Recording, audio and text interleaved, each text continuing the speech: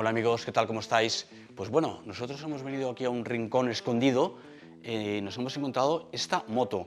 Ahora mismo creo que os será un poco difícil situaros a quién corresponde, quién es el propietario de esta Mecatecno. Pero posiblemente os resulte más familiar la siguiente moto, estoy seguro.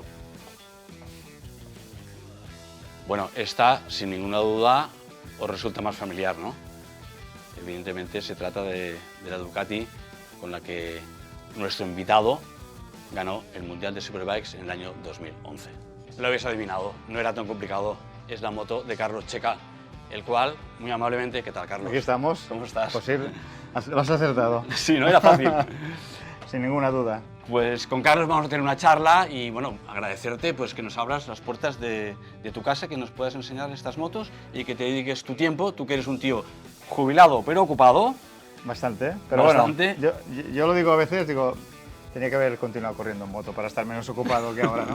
Pero no, me lo paso muy bien y nada, encantado también de estar contigo, hemos estado muchos años y seguramente pues vamos a recordar muy buenos momentos. Pues vamos a por ello.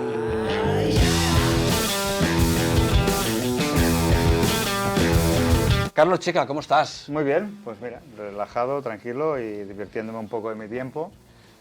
Y nada, un momento también diferente, otra etapa. A lo mejor no tan emocionante, pero sí más tranquila y más segura.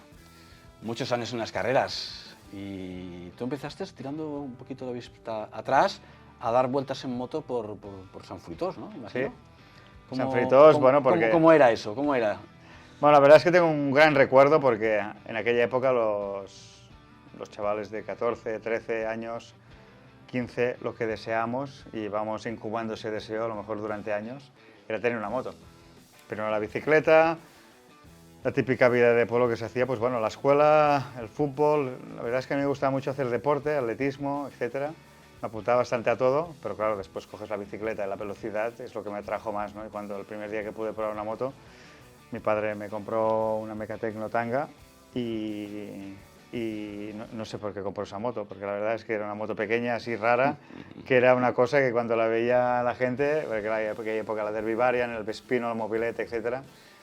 Y aquella se diferenciaba de mucho. No sé si por eso aprendí tanto, porque la rueda era muy pequeña y tal, no era muy estable, pero la verdad es que nos lo pasábamos muy bien, yendo por aquí la zona del Bages, ¿no? Salíamos a Navarcles y parecía que hemos ido a Andorra, porque hacer 5 kilómetros era como una super excursión. Y bueno, y todos los amigos, la verdad es que en torno a la moto, nosotros, la verdad es que los veranos sobre todo, nos lo pasamos muy muy bien y fue la primera vez y la manera un poco de sentir esa libertad y poder desplazar y disfrutar. Yo es que empecé a correr. Esta moto me la compré a los 14, después hice algo de motocross, mi abuelo compró una moto de motocross y tal, pero yo la primera carrera creo que fue a los 17 años. Ah, pues entonces no es tan prontito. No, 16, 17 en Campadró, con los amigos de San Fruitós, que bueno, Joan Vila, Juárez, entre otros, Juan Martínez, bueno, entre otros colaboradores, ¿no? Que hicieron posible que yo pudiera ir, Antoni Panadés, y fue el primer impulso, ¿no? Con un grupo de gente muy, muy avenido, las mujeres de todos ellos, que tengo un gran recuerdo. Y la verdad es que fue una cosa muy familiar y así empezamos. Pero no fue demasiado pronto, en aquella época, 18 yo creo, 17, 18. Ya fue cuando corrió el Criterium. El primer Criterium, Sí. bueno, tu primer Criterium. Que gané con la Rieju, estaba Zamora también, corrimos estaba Emilio, con Emilio, primeras Montero. Rivalidades, Sí. Montero. Y bueno, fueron ahí los inicios. Ahora son 10 años antes, ¿no? La gente empieza 10 años antes. Pero bueno, yo creo que está bien, ¿no? Porque pude tener mi infancia, tuve mi recorrido y empecé a la edad que yo creo que está bien, tienes tiempo para todo. Al Mundial fuiste, yo creo que tu carrera efectivamente no empezó muy pronto, pues fue muy intensa porque fuiste al Mundial muy prontito, al poco. Digamos que después sí que di pasos muy rápidos, porque hice la primera carrera en el circuito de Cataluña-Barcelona, o Barcelona-Cataluña, que antes le decíamos todos Montmeló, pero sí, bueno. Y entonces fue el 93. De allí hice esa primera carrera con Carmona, bueno, estábamos ahí, la verdad es que nos lo pasamos muy muy bien. Hice séptimo. Con una Honda 125. Con una 125, me peleé con Gianola y con Aspar. La verdad es que yo yo estaba como en un sueño, porque los tenía pegados en la habitación, ¿no? Los sí. pósters de ellos. Y la verdad es que fue muy, muy bonito, un gran recuerdo. Y a partir de ahí, pues el equipo GB Racing, que después con el que competí en el año 94, me hizo una oferta para ver si podía correr en 2,5 las carreras que quedaban 5 o 6. Sí. Y entonces, claro, me pedían 1 millón de pesetas, que para mí aquello era como, bueno, por carrera, ¿no? Entonces, bueno, a través del NAS y Sala del ayuntamiento, algunas empresas del pueblo, y con Pera Flores también al mando, y con un grupo de gente, pues reunimos ese dinero, Caixa Manresa, que había adoptado, nos hicieron un crédito, después se devolvió, y después, al cabo de unos años, cuando yo pude, le devolví el dinero al ayuntamiento. Es decir, que porque no quería ningún, porque bueno, la oposición y tal, y bueno, se ha hablado más de San Fritos claro. que en toda la historia, pero bueno, ya sabes cómo es la política, y para que no hubiera ningún problema, mi primer sueldo importante que tuve, les devolví el dinero y las gracias, porque todo ayuda. Eso fue a posteriori, pero ya por aquel entonces, al igual que ahora en Moto 2, o en Moto 3, o en muchas otras categorías, había que pagar para poder correr. Sí, yo ya me acuerdo perfectamente de esa cifra, y después, a partir de allí, el año 94, tampoco teníamos presupuesto, buscamos, también con varias empresas que nos habían ayudado, pero no encontramos la financiación, y suerte de Pileri,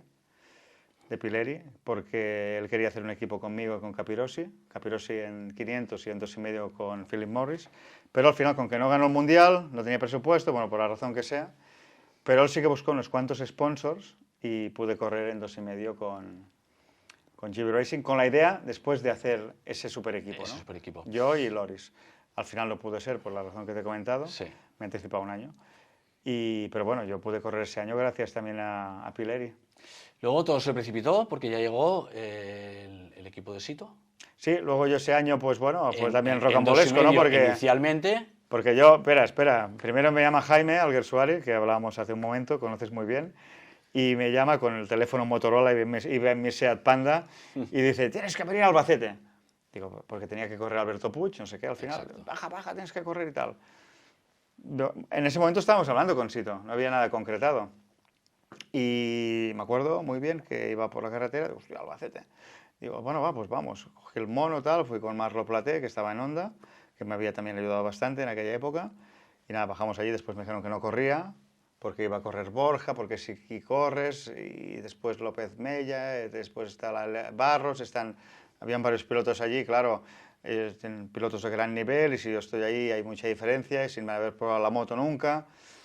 Digo, no, vale, pues nada, un poco de decepción, pero sí que no era el escenario apropiado para subirte una 500, claro. De golpe y encima en carrera, ¿no? Y en Albacete. Sí.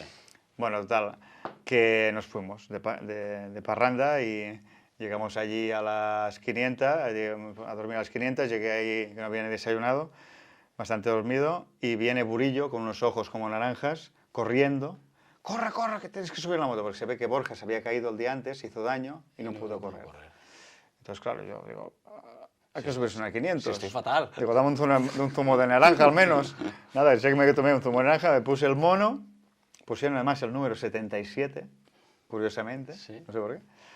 Y nada, estaba ahí Antonio Cobas, estaba Alex Batlla, Sito y tal, y nada, me voy a correr toda la vida, la primera vez que me subí a la 500 ahí en Albacete, y una sensación que no olvidaré. Y después la carrera fue muy bien, hice tercero en una manga, la otra me caí porque se me agarrotaron los brazos, pero fue bastante buena la carrera. Después, a partir de ahí, estaba Sixto Herida de Tabacalera. Eso también acabó de convencer. Digo, claro, este chaval va rápido, tú. Claro, ahí se inició tu carrera profesional, digamos. Y después ahí ya se cerró el contrato con 2,5. Contrato en 2,5. Sí. 2,5 y luego con el equipo de Sito Pons, con Honda Pons, y luego precipitadamente acabaste en la 500. Bueno, todo ha sido un poco... Sí, yo entré con aquella moto, había una experiencia un poco corta con esa moto, y sobre todo después que puso Michelin. Era un suicidio aquello. Si quieres terminar con la carrera deportiva de alguien, haces esa combinación. En 2,5 se cargaron a Arada, sí. Con la Yamaha Michelin, sí. A Okawa con la Honda Michelin, etc. Claro, un chaval que empieza, tío, y tal. Y aquello fue un puto desastre. Al final hicimos cuarto, encima Ramón Forcada, que era su primer año, que además con Ramón Forcada tenemos una historia chula, porque el primer año de mi mundial con Sito Pons fue con Ramón, no mi primer año entero, y mi último año con Lucho Chiquinelo, también en 2007. Honda, sí. El último año de MotoGP. Sí, MotoGP, exacto. Fue con Ramón Forcada. Ajá. Gran tipo. Sí, somos muy amigos. Y entonces, bueno, nada, fue una curiosidad, ¿no? pero sí que ya encontramos un setting con Ramón en Barcelona, me acuerdo muy bien, en el circuito de Cataluña-Barcelona, que cambiamos radicalmente la posición de la moto y me ayudó muchísimo. Ya en Le Mans hicimos cuartos, luchando por la tercera posición. Lo que pasa es que Ucagua, con la moto oficial, es que cada aceleración se nos iba a 3 o 4 metros. Y sin rear de Vice. No, por supuesto. No. Entonces, pero hicimos una muy buena carrera. Y yo creo que ya entramos en una etapa que a lo mejor la moto ya va a lo mejor. Seguramente los neumáticos, depende del circuito, yo creo que hemos podido luchar por algún podium también. Pero después tuvimos la desafortunada y la fatídica caída de Alberto Puig. De Alberto, que propició, en cierto modo, bueno, te llevó a ti a correr el 500. Sí. ¿Aquella situación cómo la viviste? Bueno, es que yo al final, a ver, yo empezaba a ir bien en 2,5, creo que hubiera estado bien hacer un año o dos en 2,5, sobre todo con los Dunlop, porque creo que hemos podido luchar para ganar un mundial, y luego te haces un poco más, ¿no? Porque al final subirte en la 500 de golpe y de una carrera para la otra, como fue de 125 a 2,5 también, ¿no? Sí. Casi. Pues es a ver, no quemas etapas. Y yo creo que hubiera necesitado un poco más de tiempo. Pero a veces las oportunidades llegan. Y yo me acuerdo que al final, al vuelo. Sito Pons y Burillo me llevaron un día en un bar allí en Barcelona, un restaurante, y me dijeron, oye, o sí, o te subes, casi, ¿no? En otras palabras, ya se lo hicieron ir bien, ¿no? En aquel momento eras tú quien tomaba esas decisiones, no tenías una segunda persona, eras tú. Yo tenía ya Marro Platé, amigos como Pera Flores, Sí. Marro Platé, Pep Vila, amigos... Pero quiero decir, no tuviste más presiones que las que te pudieran poner Manolo y Sito en aquel momento. Fue tu decisión. Con Ramón Forcada, con Antonio Sí, Cobas. Antonio sí. Cobas tenía mucha confianza. Sí. Bueno, también era una temporada en 2,5 que no estábamos luchando para Ya. nada. Y había caído bastante, eran unas sensaciones que no me gustaban. Y después de la experiencia que tuve en Albacete, digo, bueno, mira, ya la he llevado y Ya sabías... y más, 2,5 tampoco me entusiasmaba mucho, Claro. ¿no? No eran unas sensaciones para poder ganar o para poder estar delante. Y yo creo que en aquel momento, si hubiera tenido una combinación buena en 2,5, hubiéramos podido luchar por el campeonato sin ninguna duda. Ajá. Sin Pero no ninguna se dio duda. la situación. No se dio porque Sito pues quiso hacer Michelin, Sí. por sus razones tendría, ¿no? Sí. Pero Que aquel año, como aquel se dice año con normalmente, Dunlop no tocaba, ¿no? aquel año con Dunlop hubiéramos podido tener una temporada excelente. Vale. Y una vez ya en 500, todo fue muy rápido, tan rápido como este vídeo porque el tiempo pasa volando, pero tú ganaste tu carrera al 96. Bueno, yo Tu primera ya carrera de lideré 500. en el 95 mi quinta carrera, les llevaba 2 segundos Y o perdona un que pico. insista en esa rapidez en la que se ha desarrollado Sí. tu carrera, se ha ido precipitando en acontecimientos. Yo pude hacer esa carrera y, bueno, me acuerdo toda la vida, ¿no? Me puse a liderar, después empecé a ver los amigos ahí en la curva SEAT y no sé, me empecé a despistar un poco. perjudicó. Después me empezó a alcanzar Alex, recortó un poco la diferencia entre el tear-off que me tuve que quitar y una cosa y otra. Entré en la curva SEAT un poco, no sé, seguramente no con la atención al 100% puesta donde tenía que estar.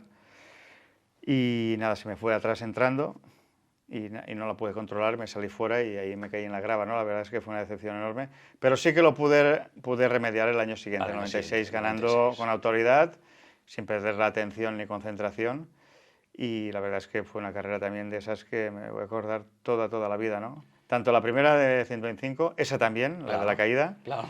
y mi primera victoria en 500 fue espectacular, ¿no? Con el aparazo al rey, con todas las anécdotas y todo lo que pasó a posteriori, pero fue un día muy especial. Que siempre recordaré. ¿97? 97, bueno, fue una temporada un poco más difícil, tuvimos muy buenos resultados, pero un poco de up and down y nos faltó la constancia. Una constancia que yo trabajé mucho para tenerla en el 98 y en el 98 que teníamos una constancia hasta el fatídico accidente, ganamos en Jarama, estábamos segundos en el Mundial Sí, y después el fatídico accidente en Inglaterra. Ahí fue Eso supuso un antes, parón y importante, sí. un antes y un después, sin ninguna duda, porque llevabas una trayectoria ascendente muy buena y pasó lo que pasó, que bueno, Ahí se por juntaron- no extendernos, pero prácticamente podemos decir que ahí le viste las orejas al lobo. Sí, no, ahí te cambia todo, ¿no? Yo lo diré siempre, ahí se pierde un poco de piloto y se gana un poco de persona, porque esa experiencia fue una experiencia muy traumática, pero a nivel personal, de vida. Ya no era el ser piloto o no ser piloto, era poder volver a andar, poder ver, poder hacer las cosas cotidianas que pues, suele hacer, o hacerte un erupto, ¿no? Después de, por no decir otras cosas, Claro. que a veces no tenía fuerza ni para tirarme un pedo, pero quedé bastante tocado allí, y sobre todo a nivel emocional. Luego se juntó un poco por una relación no muy buena con el equipo, yo ya me quería ir de allí, y después ya cuando pasó esto, pues ya lo tenía clarísimo, ¿no? Y se juntó un poco el volver precipitadamente o con un tiempo muy corto, y después la negociación con Yamaha para irme a Yamaha oficial. Porque la mala relación, entre comillas, con el equipo ya la tenías antes del accidente. Sí, sí, sí. No, Ya había tensión allí dentro ya. Bueno, había tensión, no. Yo al final, a ver, yo estaba muy bien con el equipo. Yo siempre lo diré, ha sido uno de los mejores equipos que ha tenido este país. Si te pones en eso, es increíble, ¿no? Una de las personas más listas y capaces de organizar un super equipo, ¿no? Sí, sí, sí, sí. Y con Santi Molero, con Está Ramón claro. Forcada, con Antonio Covas, Ramón Aurín, etcétera, etcétera. Yo creo que ese equipo humano de personas que había en ese momento allí era único. Y encima con la Honda, ¿no? Que era la moto que dominaba el campeonato. Pero bueno, yo ya te digo, yo con Sito aprendí muchísimo, pero aprendí muchísimo de lo que hay que hacer y de lo que no. Está claro. También, ¿no? Y llegó un momento, por muchos motivos, que yo creía que... Y aparte yo también, sinceramente,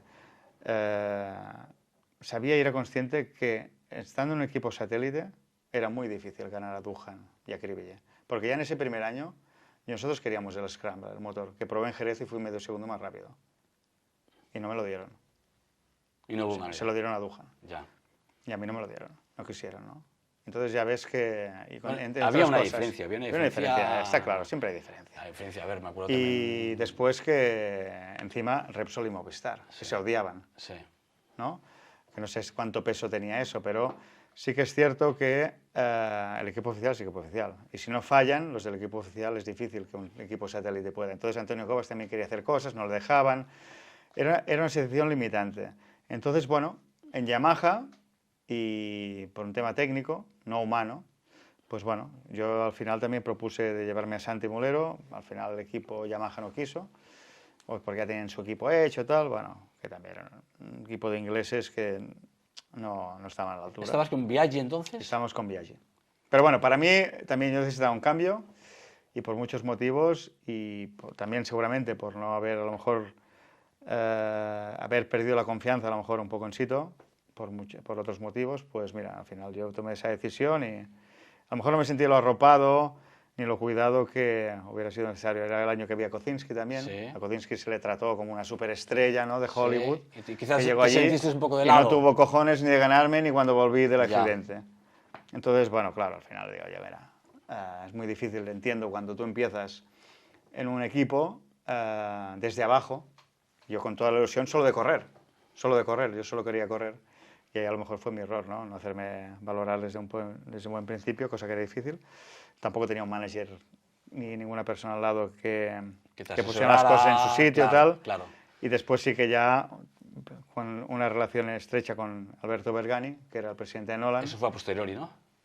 No, durante esa temporada ya. Yo le pedí ayuda porque ya no podía más. No dabas. No, había Trevijano de Movistar, pero claro, él quería que continuara Movistar. Después había personas, tenía a mi alrededor que creo que me podían haber ayudado, pero tenía intereses importantes para que la decisión no fuera objetiva. Entonces yo cogí a Alberto, me echó una mano y a partir de ahí, pues, mira, ha sido mi manager durante toda mi carrera deportiva y aún ahora tenemos muy buena relación.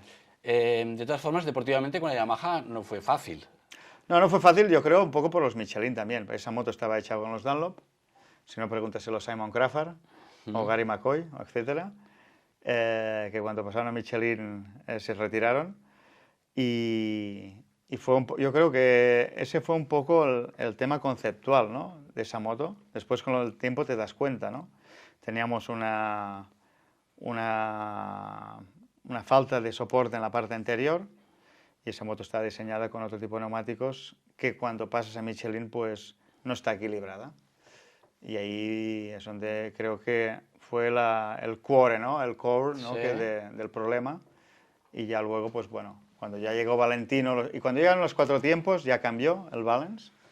y después ya cuando llegó Valentino hicieron el otro paso importante de mejora, y ya esa moto pues la verdad es que era súper equilibrada, súper neutra, y tenía un balance y una conducción yo creo que realmente buena, incluso superior a Honda. Valentino, casi nadie del aparato. Tú tuviste oportunidad, evidentemente, de convivir con él. Sí, en Yamaha, pues bueno, estuvimos con Barros, estuvimos primero con Biaggi, pues Barros, Melandri. La verdad es que tuve varios compañeros de equipo y bueno, hasta el final que vino Valentino, y ahí, bueno, pues nada, cuando llegó Valentino, sí que Yamaha hizo un cambio muy importante técnicamente.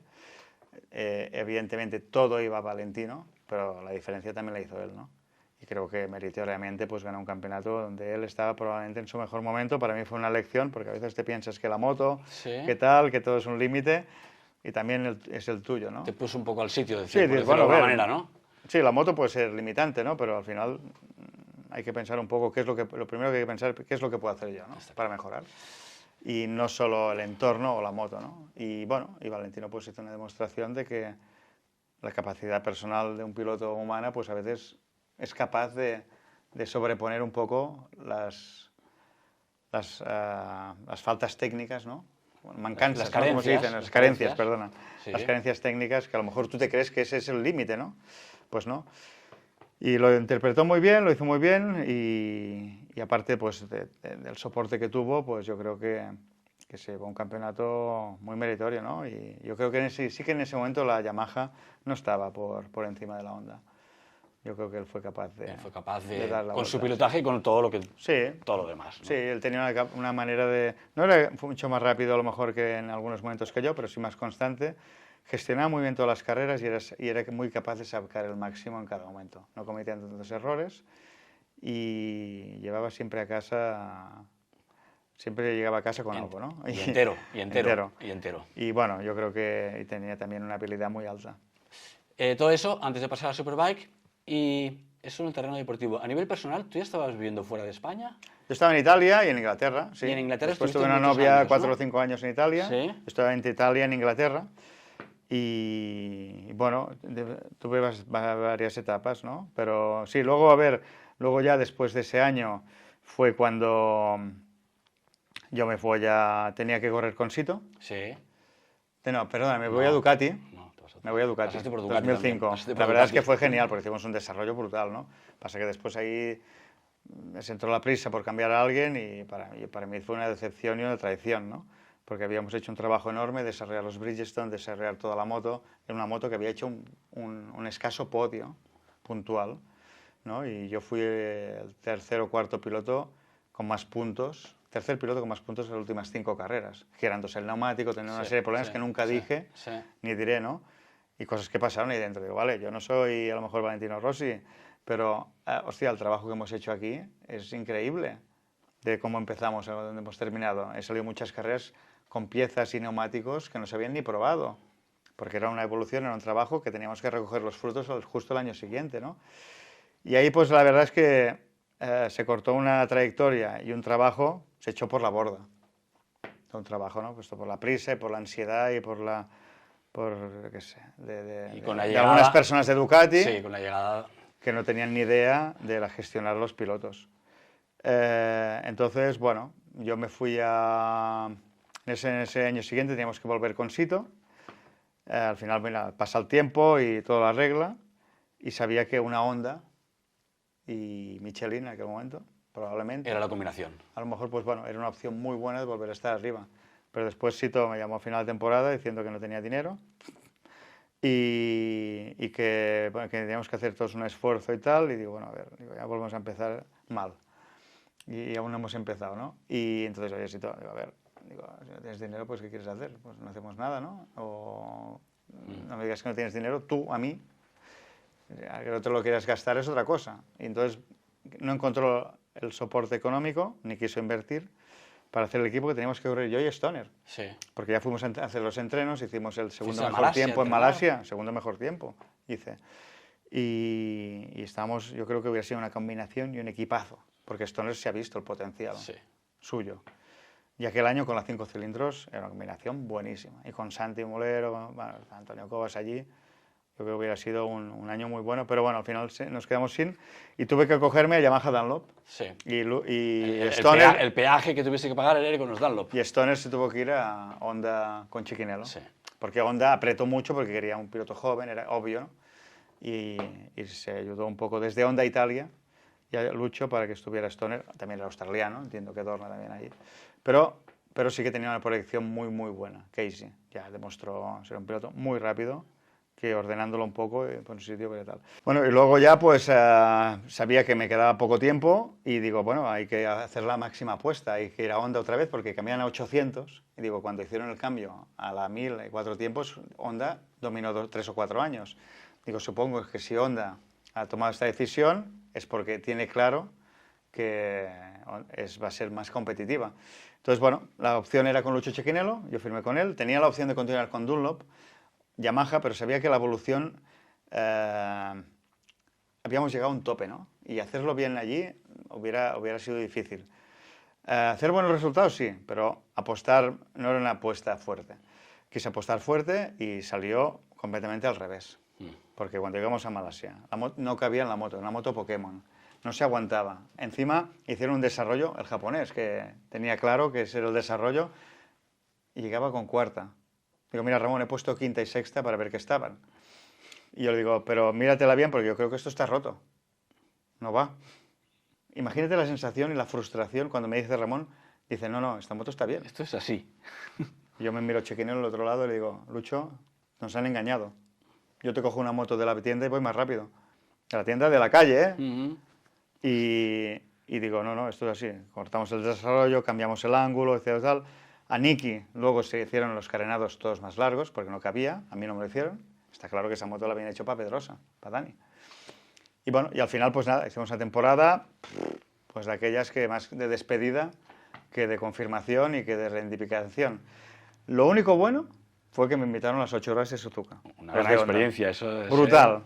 Brutal. Recuerdo que siempre le has hablado con una devoción. Experiencia muy manga o muy japo, o como quieras hablar, pero fue una vivencia brutal. Fuimos 3 veces el primer año, 2 el segundo, a Japón, entre entrenos y carrera. Primero con Okada, después con Kiyonari, y la verdad es que fue una experiencia brutal. El primer hicimos segundos, y el segundo ganamos, y para mí siempre será uno de los mejores recuerdos que he tenido en competición y una de las experiencias brutales cuando habían 2 pilotos. Sí, ahora son 3, yo creo que ha cambiado. 2 pilotos es...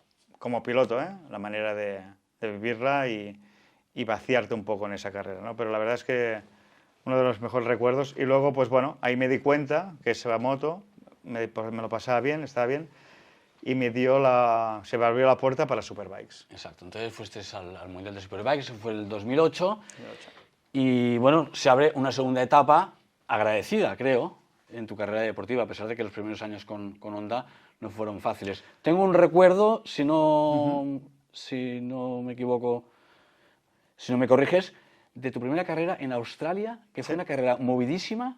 Hice segundo. Que pararon la carrera. No, bueno, es que me metieron una hostia por detrás. Que metieron una hostia y que tú me acuerdo que me dijiste que yo estaba allí. Pero oye, ¿esto de Superbike siempre es así? Yo te acuerdo muy bien que digo, si todas las carreras son así, yo me retiro. Es que me voy, qué locura. Porque primero no sé si fue para Fabricio, que me dio una hostia en la parrilla a alguien. Después no sé qué. Después me vino a mí uno por detrás. Me metí una hostia allí en el G, a la curva aquí de arriba, cambio rasante, que salí volando, bueno, destrozado. Sí. Pues tuve que poner el mono rápido, tal, volver a salir. Bueno, me quedé sin freno.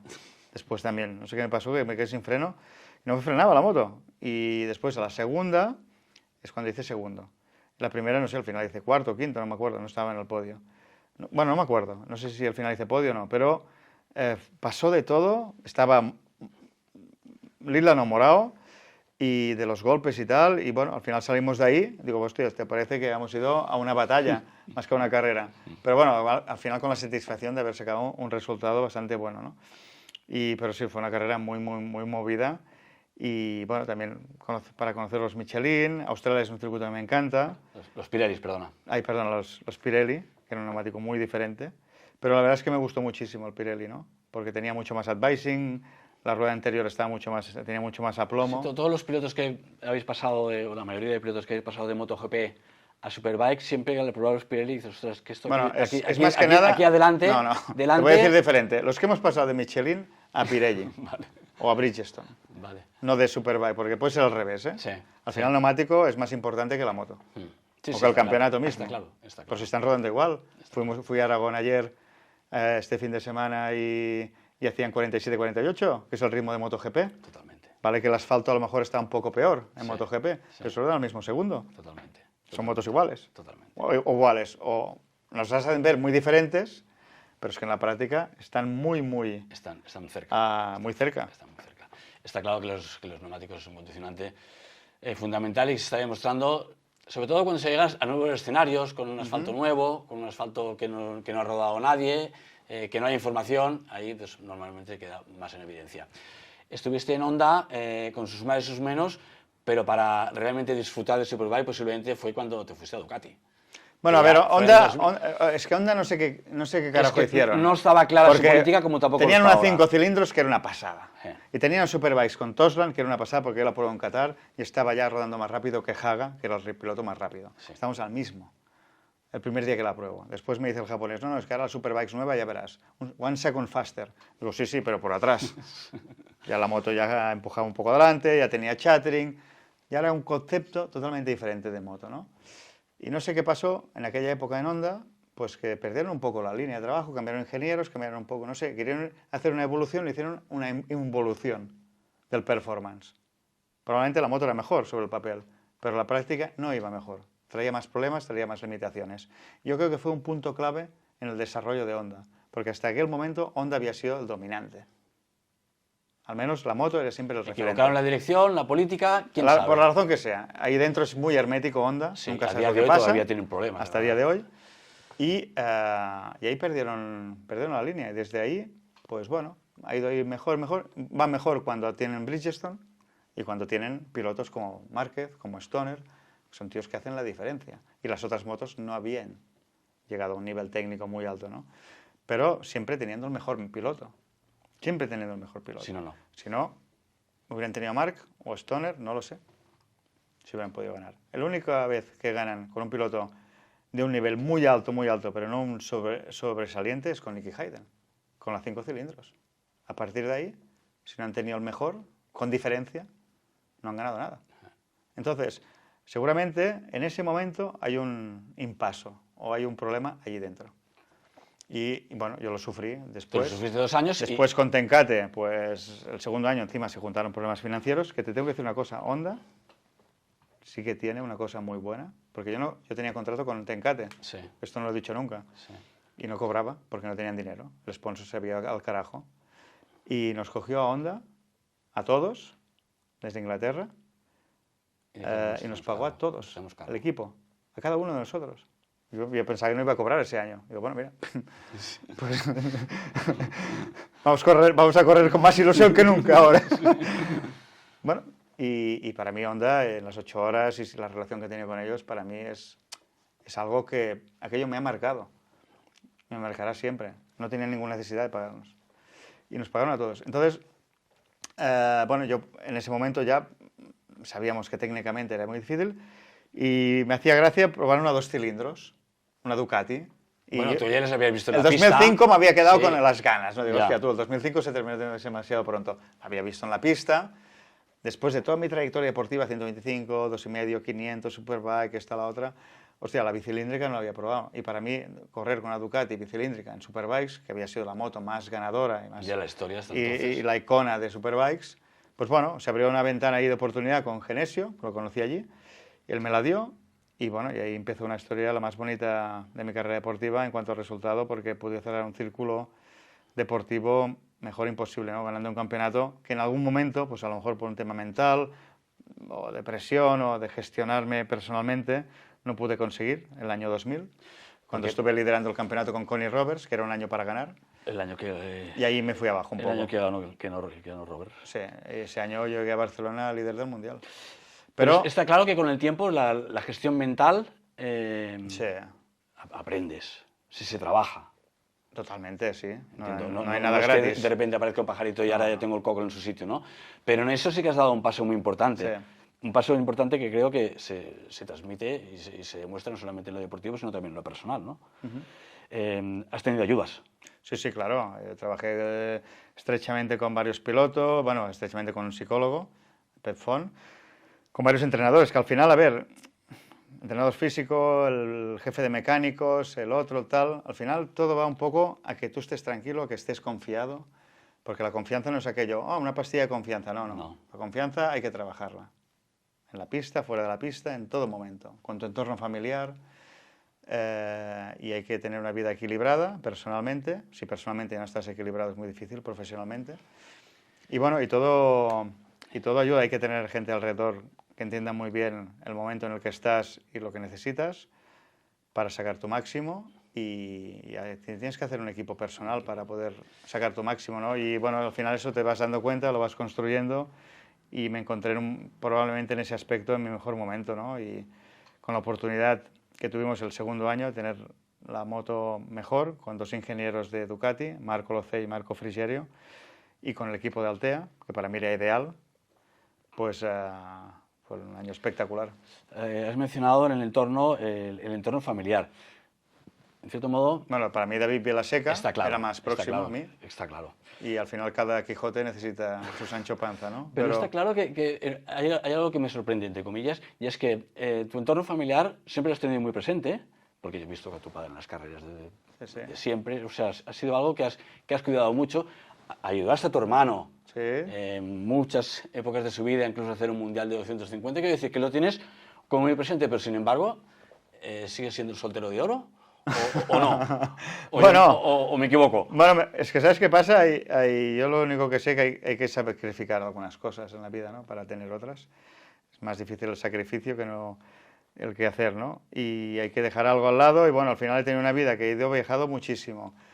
Me gusta no voy a decir la aventura, pero sí viajar, moverme, hacer actividad.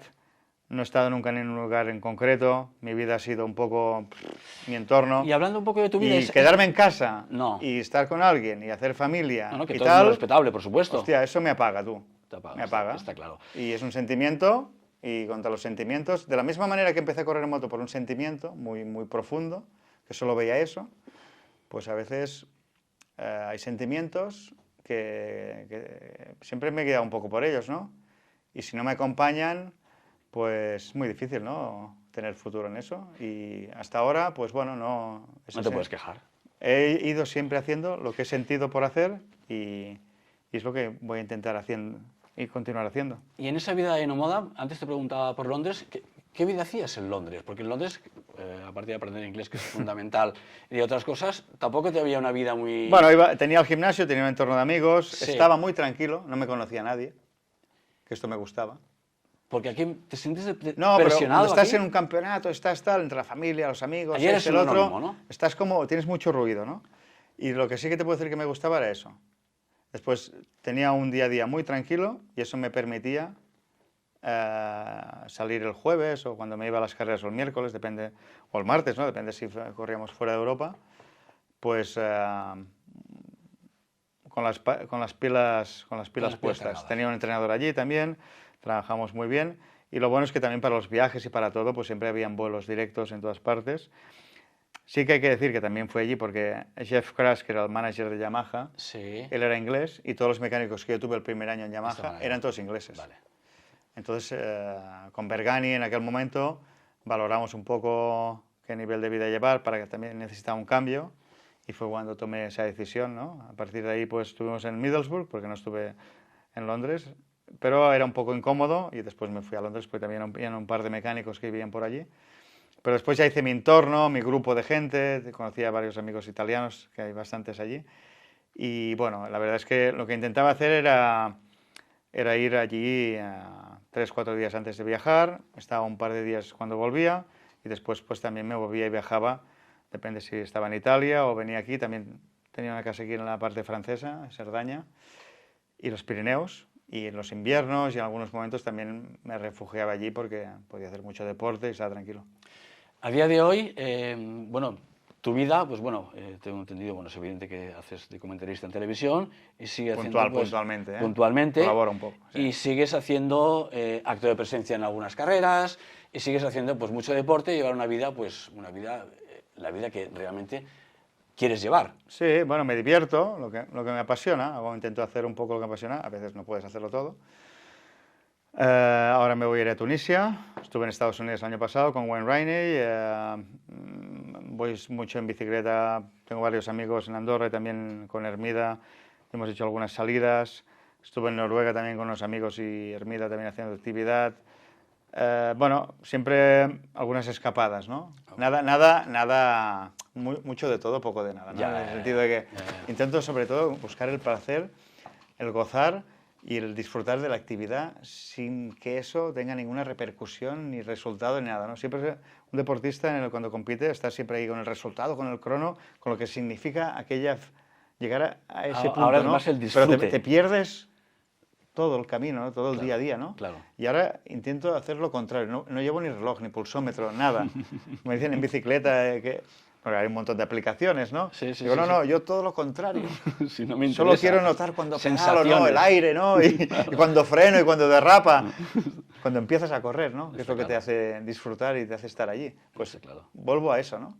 A esas sensaciones y simplemente el hecho de ir en bici porque te apetece ir en bici o hacer surf o también saqué el título de avioneta, de vez en cuando me gusta volar también. Y bueno, son todas experiencias un poco que me hacen sentir vivo, ¿no? Obviamente controlando el riesgo, ¿eh? Porque el riesgo siempre es lo que te hace sentir más vivo que otra cosa, ¿no? Porque cuando estás a punto de perderlo, todo es cuando te sientes más vivo que nunca, ¿no? Sí. Por eso a lo mejor la isla de Man y yo también he hecho varias actividades que... Y algunas locuras también. Alguna en el límite, ¿no? Algunas locuras también. Y eso es lo que sí que te hace sentir muy vivo, ¿no? Pero el precio es muy alto. Entonces, yo ahora lo que no quiero ahora ya es... No quiero ver la imagen esa del quirófano. No, nadie. No quiero verla para nada, ni ese foco. Lo único bueno es cuando te inyectan te sedan, la anestesia, que ¡buah! Entonces meten un viaje, tío, que ese momento es el único que repetiría. Lo demás fuera. No, además nada, no. Ahora me quiero cuidarme y estar bien. Vale. Y nada, vamos acabando porque si no podríamos seguir horas, pero hacemos como una segunda parte. Todo esto tiene un límite. MotoGP, a día de hoy, ¿cómo lo ves? Y cómo ves que es un tema un poco cansino, pero las declaraciones de Rossi con Marc, todo este jaleo, tú que los conoces a los dos y que has convivido con ellos, ¿qué opinión te merece todo este Bueno, todo a ver, jaleo? este tema concreto, dos gallos en un gallinero no están. Y ahí pues al final pues pasó lo que pasó, pero eran dos personalidades muy fuertes, dos dominantes, y uno no quería ceder al otro, y el otro pues, digo, este es mi momento y de alguna manera pues bueno, pasó lo que pasó, y ahora yo creo ya que es como Israel y Palestina, ¿no? Ya sí. Es guerra eterna. No hay arreglo. Y no se van a olvidar nunca de lo que pasó y tienen ese recelo, por no decir otra palabra, y bueno, me sale mal, ¿no? Yo lo conozco bien a los dos. Al final es que son dos personas muy iguales en el fondo, muy iguales, muy parecidas, muy ambiciosas. Ambiciosas, me has quitado. Y con un deseo enorme de ganar y no hay sitio para otro. Y eso representa pasar por encima de que nada falta. Bueno, y al final ahí se complica un poco. Yo creo que, no solo por ellos, ¿eh? Yo creo que ellos individualmente no hubiera pasado, pero el entorno generó un poco... El entorno... Bueno, se van contaminando las cosas, porque este ha dicho esto, ha dicho lo otro, cosas que no puedo decir aquí. Pero bueno, pero sí tienes que ser capaz de aislarte de lo que te dice según quién, digo, bueno, yo no lo sé. Y al final, ¿sabes? La competición es muy agresiva, y hay que ser muy rabioso. Sí. No voy a decir odiar, pero sí con un deseo de ganar y destrozar al otro inmenso. Y por eso a lo mejor por encima de muchas cosas. Esos perfiles que tienen esa intensidad tan alta, ese deseo tan bestia, pues llegan a esos niveles, ¿no? Y la rivalidad, pues ahí echaba chispas, porque eran de alta intensidad los dos. Y bueno, a mí me salió mal, ¿no? Me salió mal que pasara me sale mal todavía. A día de hoy, sí, cuando veo ciertas declaraciones, ¿no? Digo, pero que no está pasado esto ya, que no... Bueno, también alimenta mucho adentro, pero al final yo creo que en este mundo no hay malas personas, hay deportistas y al final, pues bueno, a veces te equivocas de trazada. Todos. No lo trazas de la mejor manera, todos nos equivocamos y bueno. Pero bueno, al final la rivalidad también es lo que enciende un poco la afición, ¿no? Y sí que a veces hay que mirar un poco dónde está el límite. Pero bueno, mira, es una cosa que no aparece, sale y ya está. Nos acordamos también, yo que la Fórmula 1 la sigo, pero tampoco soy un apasionado. Tengo el recuerdo de las grandes rivalidades de Senna, de Prost, Sí. de aquellos momentos, ¿no?, que marcan Sí, una época. sí, sí, sí. Probablemente, pues, Está claro. de aquí 20 años aún la gente se acuerde de este momento, ¿no? Que marcó una temporada y seguramente, pues, una distancia entre ellos dos que probablemente, ojalá algún día la recuperen. Muy bien, Carlos, pues muchas gracias por recibirnos, por atendernos, por charlar. Nada, encantado. Y básicamente que sigas siendo feliz. Sí, yo, bueno, lo de la felicidad siempre me cuesta hablar de ella porque cuando hablas de la felicidad parece que no la tengas. Yo puedo sentirme, no sé si feliz, pero a gusto, duermo tranquilo, A gusto y contento, ¿no? Sí, me lo paso bien y con eso es suficiente, ¿no? Entonces, nada. Sí, Bueno. mientras la salud te respecte, yo ahora sí que tengo una vida divertida, sencilla también al mismo tiempo, y disfruto un poco de todo lo que voy haciendo y también de las carreras en otro plano, siguiéndolas y estando ahí porque son súper emocionantes y bueno, tanto Superbikes como MotoGP estoy bastante al día. Muy bien, pues me alegro mucho y bueno, lo que sí me gustaría es que nos sigamos viendo. Seguro, seguro. El mundo de la moto es pequeño. Gracias.